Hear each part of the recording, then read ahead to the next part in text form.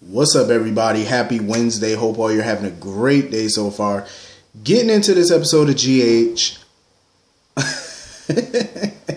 Liz and Kim. I knew it. I knew Liz was going to slap the bejesus out of her. I knew it. See, I know Liz well enough to know when she going to put hands on somebody. And I knew she was going to put the paws on Kim. I knew it. And she slapped the shit out of her like her head was spinning like Linda Blair. Like she slapped the hell out of her. Kim was trying to act like she had some balls today. Like she was trying to get all up. Like she was trying to act like she had some moxie today. I said, Kim, she already done slapped the hell out of you once. Don't make her snatch you bald necks. Don't do it.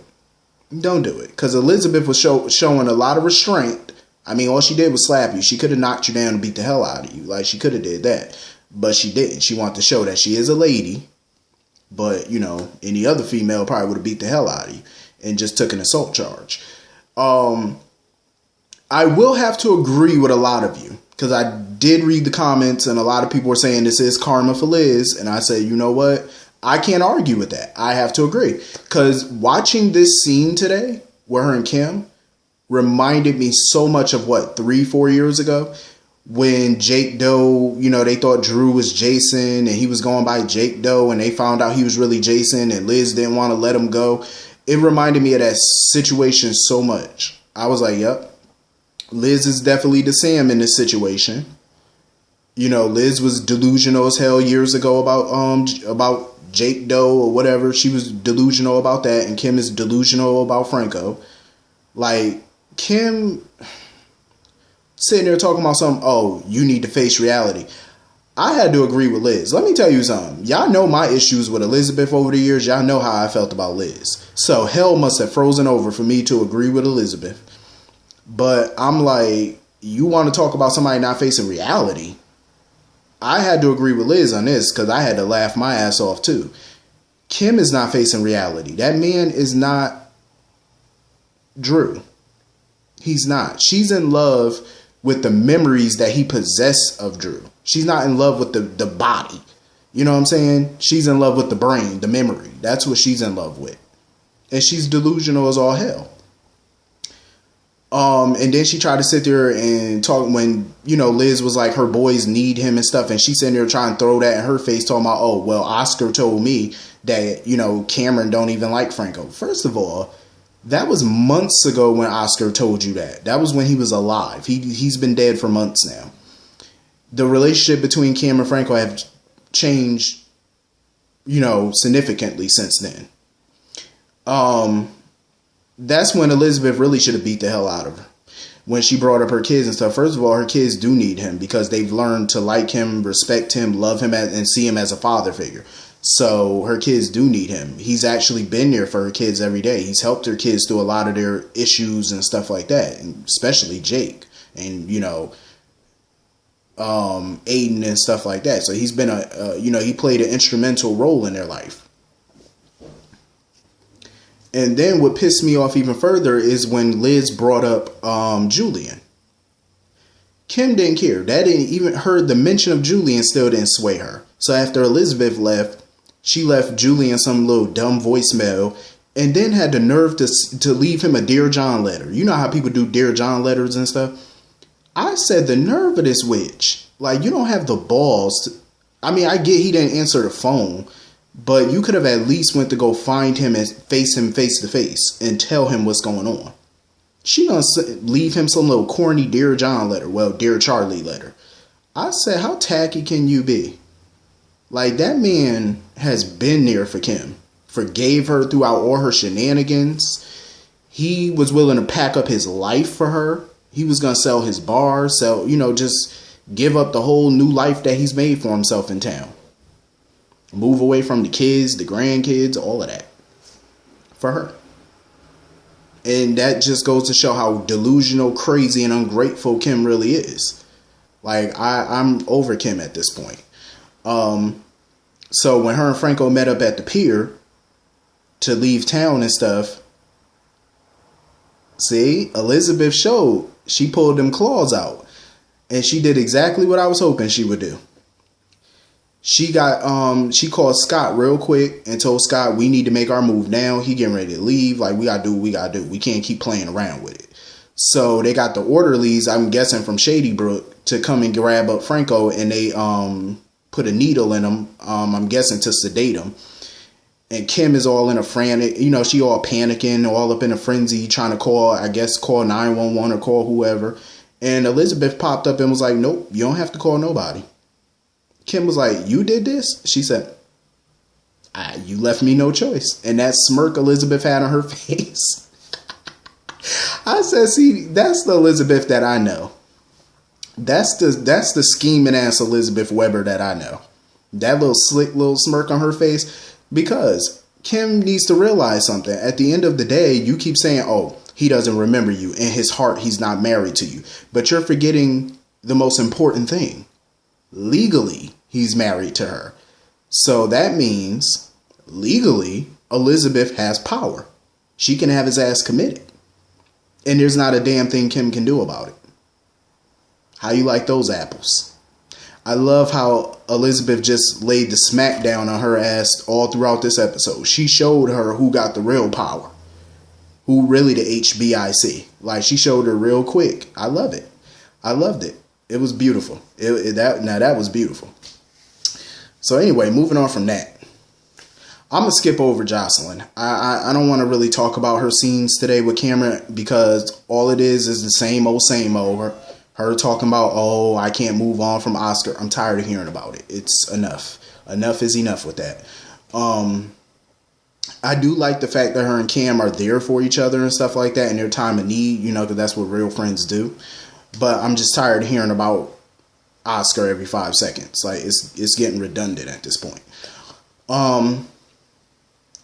So when she went into Kelly's to go get their food or whatever, because the waiters, I guess, was taking forever to do it, Dustin, he was grading papers and he was looking at Jocelyn and stuff and looking down at her paper. I just didn't like the way he was looking at her, like from the angle. I didn't like the angle of it, because you see how when she walked in, she kind of bent over the counter a little bit from behind. And I'm like, the way he was looking, I'm like, yeah, that look. Dustin, you're a grown man. That's a 15, 16-year-old girl. Put your eyes back into your sockets. I just didn't like the way he was talking or looking at her. It was something off about it to me. I don't know. Maybe I'm making too much out of it. I don't know, but it just seemed a little fishy. Like, I'm hoping that we're not going to see a teacher-student relationship that's more than teacher-student, if you catch my drift. Because we all know Carly, Jack, Sonny will beat the hell out of this man if he even think about it. Like, that's a teenager. Sit down. We ain't got time for no R. Kelly up in here. We're not doing that. Sit down. You got Lulu. She cute. You know what I'm saying? And she grown and she legal. Focus on that over there. Don't be looking at that. See, looking at a teenager like that get you about 5 to 10 right there. You in a beat down. So you might want to chillax with all that. We don't need no trapped in the closets over here. I'm just saying, it was the way he was looking and talking. I'm like, it kind of made me a little uncomfortable. You know what I'm saying? Leave the teeny boppers alone. You're a grown man. Go over there with the adults. You know what I'm saying? Like, back off. But anyway, moving on from that. I love the friendship between Maxie and Lulu, because it reminded me so much of a younger version of Alexis and Diane. And it was so funny watching Lulu tell Maxie the story of what happened with her and Dustin and how Laura walked in on them. Like, I would have had that same expression if I was Maxie. Like, I would have been horrified too. Like, I'm just saying, who wouldn't be? Your parent walking in on you, getting busy. Like, come on now. But I also love the fact that Maxie basically told her, like, there's nothing to be ashamed of as far as, like, getting down with the get down. At the end of the day, you're divorced. Because Lulu still feels guilty about it. Because she's only been divorced for a hot second. I'm like, so what? Shit, you haven't, you didn't have a hot girl summer all summer, so why not start a little late? Get your little hot girl summer on, even though the summer's over, but still, better late than never. And she ain't got nothing to be ashamed of. You're a grown woman, you're divorced, do what you gotta do. I still don't trust Dustin like that, but I do like their chemistry, but I do agree with Maxie, though. It's one thing to have a rebound, because that's basically what Dustin is at this point, a rebound. And Maxie let her know. She was like, the only way I'm going to have a problem with this is if you're talking relationship and love and all that. Because it's a little too soon for that. And I do agree, it is. You know what I'm saying? It's too soon for that love and relationship. Like, no, you just got out of pretty much a 10-year relationship. Because her and Dante have been together literally since, 2009? Off and on and stuff like that. She hasn't really been with nobody other than Dante. So, it's time to, spread your wings and do your thing. Be independent, be on your own, date around, you know what I'm saying? But don't get too serious, not just yet. Wait a little while. You know what I mean? Do you. I don't see nothing wrong with that. Of course, Sonny and Jason had to come over and ruin the whole moment because they got some questions about Peter. Because Shiloh called Jason ever so smugly and, basically told him about the article that the Invader was going to put out on Shiloh tomorrow because his trial starts tomorrow. And he pretty much name dropped Peter. And Jason and them were wondering why he name dropped Peter of all people. Like, why that just came out the blue. So now they're trying to, figure out the connection between Peter and Shiloh. So, of course, they were asking Maxie all these questions and stuff, but Maxie was equally surprised because she never knew that Peter really, knew Shiloh like that. You know what I'm saying? So it was a shock to her. So, Maxie, you can see the look on her face. She probably going to do some investigating of her own now. Because, once Maxie gets something in her head, it ain't going nowhere. And, once Jason start investigating, things are going to heat up because Jason ain't letting it go.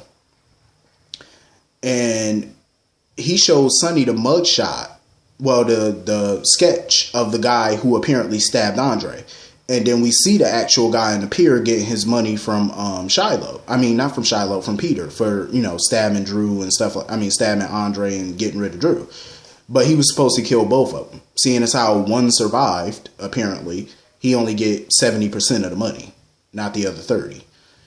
That dude, he sticks out like a sore thumb. He really does. By looking at that mugshot, looking at him, he definitely would stick out. Long hair, bushy beard. I'm like, yeah, you stick out. Anybody could pick you out of a lineup, bro. He definitely sticks out like a sore thumb. And Peter sitting there still allowing Shiloh to blackmail him because Shiloh wants to get out. Peter already knows there's no way he can get him out of those charges. He's facing several felony counts. There's no way Peter can get you out of that. Not legally, he can't. Even if he were to try to pay off a judge, it wouldn't happen. He can't get you out of that.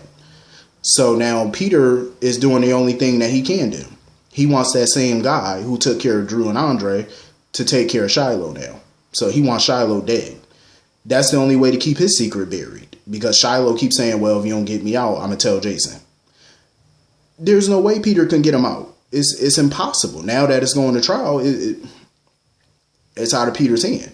Even if he were to hire him the best attorney, you're still going to do prison time. They got more than enough evidence. I don't even know why they're even having a trial. He might as well just plead guilty. Throw yourself on the mercy of the court and take a plea. At least you get a few years shaved off. You know what I'm saying? Why not? But now Peter has to resort to killing him to get him out the way because he knows that's the only way to keep him quiet. I'm like, well, that's literally the only way. How else are you going to keep that man, quiet? Peter just got this evil look on him now. He know he going down. And Shiloh's so stupid because my thing is, even if Shiloh does get out, you're going to die. There's no way Jason, Sonny, and everybody just going to continuously let you walk around Port Charles creating more havoc. It ain't going to happen. They're gonna get rid of you one way or the other. They're letting the justice system do its thing, but if the justice system fail, they're going to just have to take matters into their own hands. We know how they operate. So, of course, Jason wants to get Spinelli on it because he wants Spinelli to look into this. How are Peter and Shiloh connected? And if anybody can get that job done, it should be Spinelli. And I can't wait to see Spinelli. I know some people don't like Spinelli, but he cool with me. I like him. Honestly, I agree with Jason when it comes to the whole dev thing and stuff like that. Why adopt him? You know what I'm saying? It's just, Sonny's blinded by this boy. He continues to be blinded. He still want Carly to get on board. y'all got too much on y'all plate right now. Y'all got too much going on to be adopting this boy. Like, it's just way too much. This new child is going to need a lot of your attention. Avery is still a child, you know, basically a toddler. She needs a lot of your attention. You know what I mean? Like, it's just too much between the kids, Mike, business. Y'all don't have time to devote to Dev right now. Y'all really don't. And this new baby going to be a handful. Where are you going to find the time to worry about Dev every day? You just not. It's going to be hard. You know, I mean, you can hire all the nannies you want. It's still not going to be easy. It's really not. You know, Sonny just need to listen. But you know, Sonny never want to listen to common sense. And sometimes common sense isn't so common with people. That's just how they operate, I guess. So anyway, I did like the conversation between Cam and Franco and stuff. You know, Cam wanted to let Drew 2.0 know how Franco was and what type of person he was. I really feel bad for Cam. I do. Because Cam finally let his guard down. And, you know, all that time he spent hating Franco, wishing he was gone. And then as soon as he warmed up to him and accepted him, he finally got that wish that he wished that he never, you know, wished for. That he's now gone, you know. And they don't know how to get him back.